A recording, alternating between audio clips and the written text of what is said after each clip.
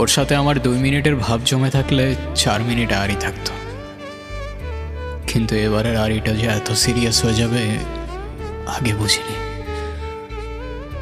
সত্যি বলতে সেদিন আমি কষ্ট পাইনি, বুঝতেই পারিনি আমার সাথে কি হচ্ছিল আর কেন হচ্ছিল। আমি ঠিক জানতাম ও আমায় ভালোবাসে, ওর চোখ দেখলেই বোঝা যেত, কিন্তু এরপর থেকে সারা জীবন ও আমায় অ্যাভয়েড করেছে। কেন জানি না। আর কষ্টটা ওই একটা জিনিস নিয়েই। আমি আজও জানতে পারিনি ইমোশনস পারলে সমস্যা কোথায়। হয়তো আবারও দেখা হবে আপনাদের সাথে অচেনা শহরের কোনো এক স্টেশনে। যদি আমার প্রশ্নের উত্তরটা পেয়ে যাই সেদিন জানিয়ে দেব।